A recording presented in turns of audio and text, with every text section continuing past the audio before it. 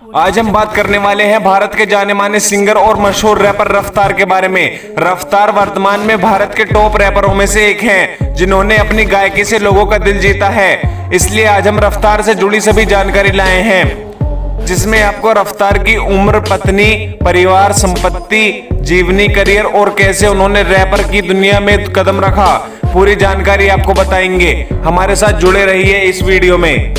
मशहूर रैपर रफ्तार का असली नाम दलील नायर है, जो एक भारतीय प्रसिद्ध रैपर है। भारत के सर्वश्रेष्ठ रैपर में से एक हैं, जिनका जन्म 16 नवंबर 1988 को केरल में स्थित तिरुवनंतपुरम में हुआ था। रफ्तार ने स्वेग, मेरा देसी, स्नाइपर, बर्बाद और शेख चिल्ली जैसे कई गाने गाए हैं, जिसकी वजह से वो काफी सुर्खियों में आए थे। इसके अलावा रफ्तार 2018 में रोडीज एक्सट्रीम में एक लीडर और 2019 में MTV हसल में एक जज के रूप में नजर आए। बचपन में रफ्तार जो चीज माता पिता से मांगते थे, तब उनके पिता उनकी मांगों को पूरा नहीं करते थे। रफ्तार का जन्म एक मिडिल क्लास फैमिली में हुआ था। रैपर की दुनिया में टॉप पर्सनैलिटी माने जाने वाले दलील नायर उर्फ रफ्तार का जन्म 16 नवंबर 1988 को केरल की राजधानी तिरुवनंतपुरम में हुआ था। उनकी माता जॉब करती थी, जबकि उनके पिता रेलवे में काम किया करते थे। बचपन से ही रफ्तार की सिंगिंग और डांसिंग में दिलचस्पी रही है, जिसके चलते उनके माता पिता ने रफ्तार को आगे बढ़ने में काफी सपोर्ट भी किया था। लेकिन समय के साथ साथ उन्होंने अपने परिवार के हालातों को समझा और खुद कुछ करने की ठान ली। बात करते हैं रफ्तार के संघर्ष के बारे में। अपने सिंगिंग और डांसर को आगे ले जाते हुए रफ्तार ने दिल्ली जाने की ठान ली। इसके बाद रफ्तार दिल्ली आ गए और उन्होंने एक डांसर के रूप में अपनी शुरुआत की। उन्होंने डांस इंडिया डांस में एक प्रतियोगिता के रूप में हिस्सा लिया और सिलेक्ट भी हुए। हालांकि वो लंबे समय तक यह इस कंपटीशन में नहीं रहे, जिसके बाद उन्होंने अपना हाथ सिंगिंग में आजमाया। उन्होंने सिंगिंग के साथ साथ रैपिंग भी करना शुरू कर दिया था। इसके बाद रफ्तार की मुलाकात लीलू, गोलू और इक्का से हुई, जहां तीनों रैपिंग सॉन्ग किया करते थे। उस समय का ओरकुट फेमस सोशल मीडिया प्लेटफॉर्म था, जहां रफ्तार और उनके दो साथी रैपिंग रिकॉर्ड पर ओरकुट पर अपलोड किया करते थे। रफ्तार और उनके दो साथी रैपिंग में आगे जाते हुए दिख रहे थे। रफ्तार रैप की दुनिया में अपना नाम बनाने लगे थे। इसी बीच रफ्तार माफिया मुंडीर ग्रुप में जुड़ गए।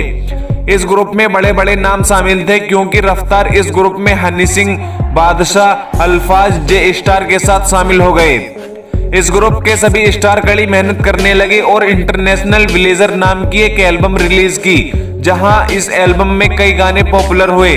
लेकिन वही रफ्तार काफी निराश थे, क्योंकि उन्होंने काफी मेहनत की थी, जिसके अनुसार उन्हें इसका फल नहीं मिला।